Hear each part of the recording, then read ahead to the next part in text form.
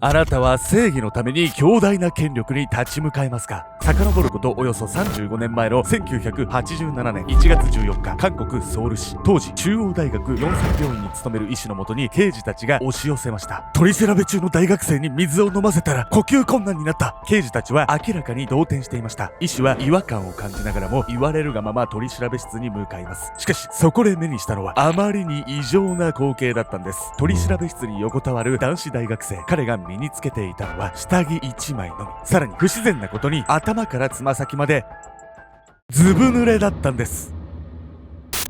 取り調べ室で怪しげな死を迎えた大学生。彼はなぜ死に至ったのか、そして刑事たちの証言は本当なのか。勇敢な市民たちによって真実が明らかになった時、韓国の歴史が動いたんです。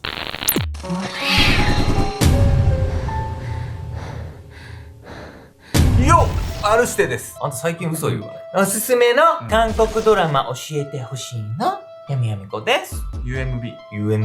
ラッパーの日本大会。ツッコミ気にもならないわ。本日皆様にご紹介するのは、取り調べ室で謎の死を遂げた大学生パク・ジョンチョルについてなんです。いや、謎の死って言ってもさ、警察一緒にいたんだからもうそれですぐわかんじゃないの？それがね、そう一筋縄ではいかないんです。うん僕がね、この話を聞いてね、国家権力に立ち向かうね、この市民のこう勇敢さとかね、そういうものをね、感じたんです。それでは事件直後に現場に駆けつけた医師が目撃した不自然な状況について見ていきたいと思います。怪しすぎる現場。遡ること35年前の1987年1月14日、韓国のソウル市、中央大学ヨンサン病院に勤めていた若き医師によって事件は動き始めます。午前11時頃、病院の応急室に3人の刑事が押しかけてきました。対応に当たったのは当時30歳だったオ・ヨンサン医師。刑事たちは非常に慌てた様子でオ医師にこう訴えます。取り調べ中の大学生が酒の飲みすぎのせいか喉が渇いたと言ったんだ。だから水を飲ませてやったら呼吸困難になった。でも確かに水飲ませてあげて呼吸困難になったらそれはちょっと気が動転するわよ。まあね、現場に駆けつけたね、オ医師がね、その時に見たものなんですけど、刑事たちのね、異常な動転ぶりだったんです。一刻を争う事態のため、オ医師はすぐさま緊急往診に出ました。向かったのは車で5分ほどの距離に立つ施設。刑事たちに案内され、急な螺旋階段を登った先の9号室にたどり着きました。そのドアを開けたオ医師が目撃したのは、ずぶ濡れの青年だったんです。取り調べ中だったという男子大学生は頭からつま先まで全身が濡れた状態で横たわっていたんです。身につけているのはパンツのみ。さらにあるものがオ医師の視界に入ります。それは部屋の隅の浴槽。周辺の床は一面水浸しでした。これらを目にしたオ医師はこう確信したんです。刑事たちは嘘をついている。すでに大学生に息はありませんでしたが、オ医師は心肺蘇生術を行いました。しかし30分にわたる処置の甲斐もなく、青年が息を吹き返すことはなかったんです。オ医師が死亡を確認すると、青年の遺体はそそくさと警察病院に運ばれていきました。この一件からオ医師の心には暗雲が立ち込め、9号室で目撃した不自然な若者の死が頭から離れなくなったんです。確かに水を飲んだだけでびしょ濡れになるのはおかしいわよ。いや、もうありえない。もうどんだけこぼしてんだよね。ねえ、それにどうして部屋の一室に浴槽なんてあるの？別に入浴させながら取り調べなんてするわけでもないでしょ。まあ素人目に見てもね、もう刑事たちが言ってることと現場の状況ってね、もう乖離してるんですよ。そんなことあるわけないですと。そうね、勘のいいメトラのね、あなただったら分かりますよね、これが意味している。この大学生の命を奪ったのは恐ろしいあれだったんです。奪われた若い命。オ医師が感づいた通り、大学生は喉の渇きで水を飲み、呼吸困難になったわけではありませんでした。彼が死んだ本当の理由は、警察による水拷問だったんです。亡くなったのはソウル大学の学生パク・ジョンチョル、当時22歳。事件発覚の前日である1987年1月13日の深夜、ジョンチョルが暮らす下宿を刑事たちが訪ねました。そして刑事たちは有無を言わさずジョンチョルを連行したんです。何をそんな悪いことなんかしたの？まあ悪事っていうよりかは、その時の国家権力にとってジョンチョルやその周囲の人物っていうのはある意味で邪魔な存在だったんです。なぜならね、ジョンチョルは国家権力に反発する学生運動の中心的人物だったんです。というわけで本日のメトラキーワード、韓国学生運動について。学生運動とは学生が中心となり社会状況の改善を求める活動のこと。1980年代の学生運動の目的は当時の韓国を独裁していた軍事政権を倒し民主化を実現することでした。ジョンチョル自身も民主化を求める学生運動に参加。さらに大学の先輩だったパク・ジョンウンは民主化運動を先導する存在として指名手配をされていました。当時の軍事政権は学生運動や民主化運動を武力をもって厳しく弾圧していたんです。彼の思う民主主義のために戦っていたのね。そうなんです、ジョンチョルがですね、その時ね、先輩のね、ジョンウンの居場所をね、警察に聞かれるっていう名目で連行されてたんです。ジョンチョルが連れて行かれたのはナミョンドンに立つ施設。この施設は表向きには海洋研究所を装っていました。しかしその実態は軍事政権によって建てられた拷問施設だったんです。なんだそれ、拷問施設ってなんだそれ。著名な建築家に依頼し拷問と取り調べに特化した施設を建築していたんです。螺旋階段を登った先にある独房のような部屋に置かれているのは取り調べ用の机、そして脇には浴槽やトイレが設置されています。周囲は防音壁で囲まれ、中の声は決して外部には漏れません。不穏な取り調べ室に連れ込まれたジョンチョルに刑事たちは静かに問いかけた。ジョンは一体どこにいる？ジョンチョルは刑事たちの問いかけに口を開かない。そんなジョンチョルを見て5人の刑事たちは互いに目を見合わせうなずいた。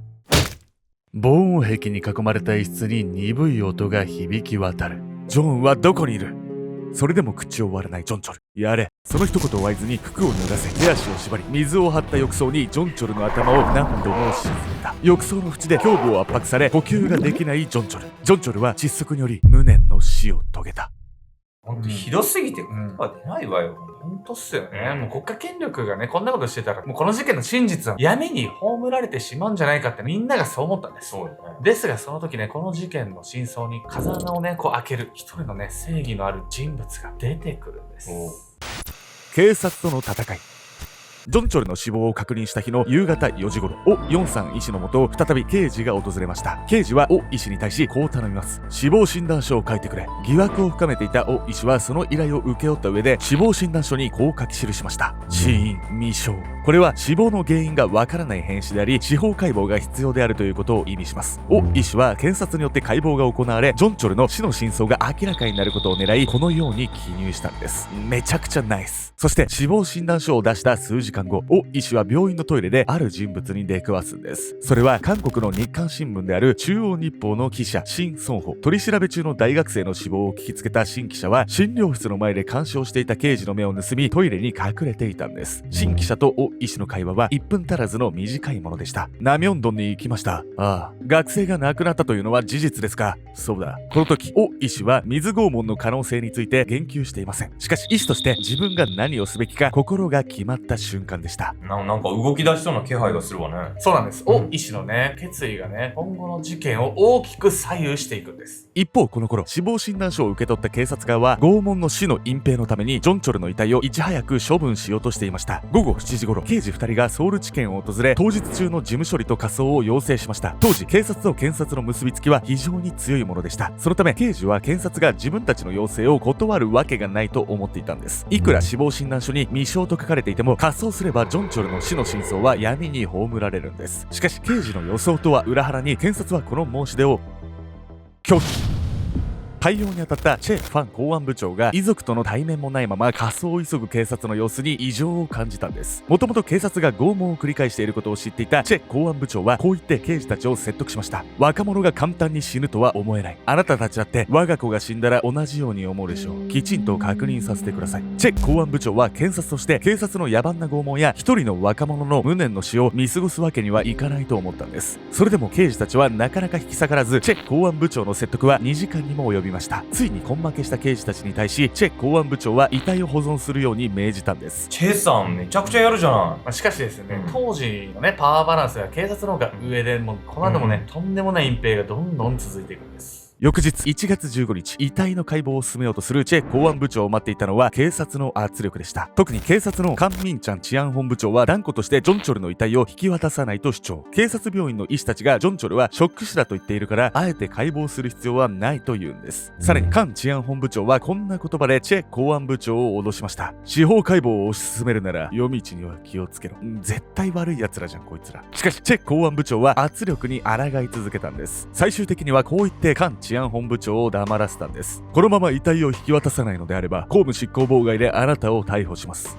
チェさんかっこよすぎない？ちょっとかっこいいですね。そしてね、チェ公安部長はですね、なんと2つの約束を取り付けるんです。一つはジョンチョルの解剖を警察病院ではなく民間病院で行うこと。もう一つは解剖の際に外部の医師1人とジョンチョルの身内1人を同席させること。チェ公安部長は警察が解剖結果を操作しようとすることを予見していました。そのため警察外部の病院でかつ第三者の目がある中で解剖が実施されるように取り計らったんです。このようにチェ公安部長が奮闘する中、中央大学ヨンサン病院のオ医師もまた対応に追われていました。トイレで新記者に事実を伝えた翌朝、オ医師のもとに30人以上の記者が押し寄せたんです。相変わらずオ医師の周りを刑事が監視していたんですが、想像以上の記者の多さとその熱気に刑事たちの静止は聞きませんでした。でもトイレで行われてた新記者との短い会話がさ、その拷問事件をマスコミに巻き込む事態に発展させたってわけね。そうなんです。王医師に関しては事件というかね、この隠蔽とかね、いろんな事態を公にすることで、この事件の真相究明に近づこうっていう意思が感じられますね。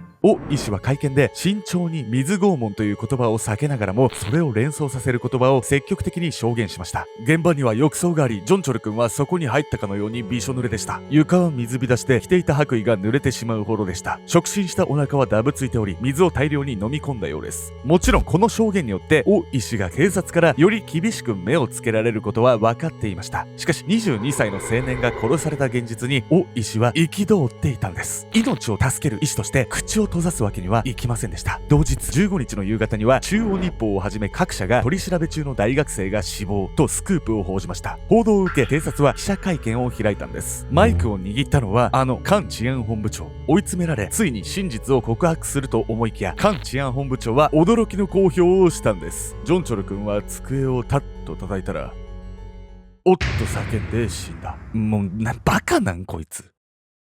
最後まで警察は自分たちの悪行をもみ消そうとしたんです。おそらく真実が暴かれれば軍事政権への不満が一層強まることに危機感を抱いていたんです。この日の夜には司法解剖が行われたんですが、ここでも警察は権力を持って真実を覆い隠そうとします。解剖を行った解剖医を買収し、解剖結果を持病によるショック死だと偽装するように命じたんです。オ医師やチェ公安部長によって繋がれた真実への光に再び陰りが見えました。なんとか司法解剖までこぎつけたのに、ここで偽装されちゃったら元も子もないじゃない。そうなんですよ。ここにもね、両親に従ってね、行動するかっこいい人たちがね、多くいたんです。真実の追求。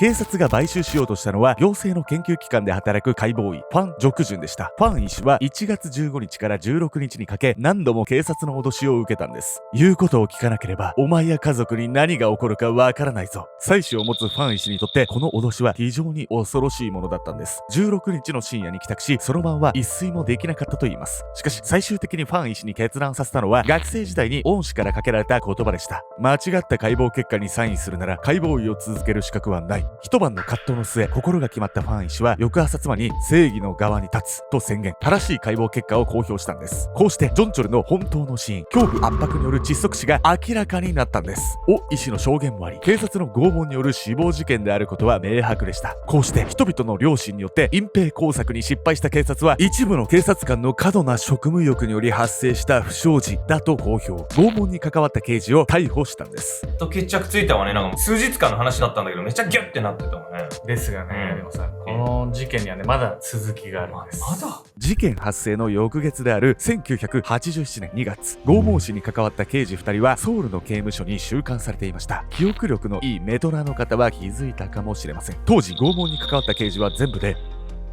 5人。